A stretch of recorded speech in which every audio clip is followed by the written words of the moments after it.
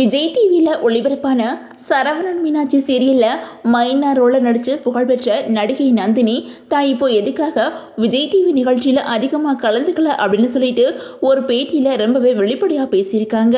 அந்த வகையில் சரவணன் மீனாட்சி சீரியலில் ஹீரோயினாக நடித்த ரச்சிதாவோட ஃப்ரெண்டாக மைனா ரோலில் நடித்து மைனா நந்தினியாக பிரபலமானாங்க.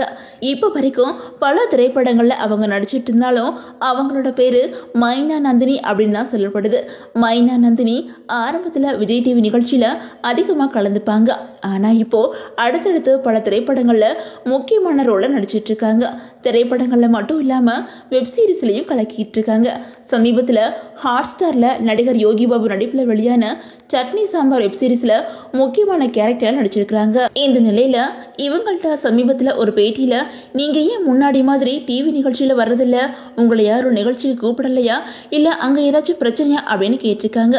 அதுக்கு மைனா நந்தினி என்ன சொல்லியிருக்காங்க அப்படின்னா, அப்படிலாம் எதுவும் இல்லைங்க, என்னதான் நமக்கு வாய்ப்பு வந்தாலும் நம்மளோட திறமைக்கு நம்ம எங்கே இருக்கணும் அப்படின்னு நமக்குன்னு ஒரு ஆசை இருக்குமே, அங்கே தானே நம்ம இருக்க முடியும். ஆரம்பத்தில் டிவி சேனலில் பல நிகழ்ச்சியில் கலந்துக்கிட்டேன். இப்போது அது மூலமாக எனக்கு பல பெரிய வாய்ப்புகள் வந்துட்டு இருக்குது. என்னோட கனவை நோக்கி தான் நான் பயணிக்க முடியும். அதனால தான் நான் என்னோட அடுத்த கட்டத்துக்கு முன்னேறிட்டு இருக்கேன்.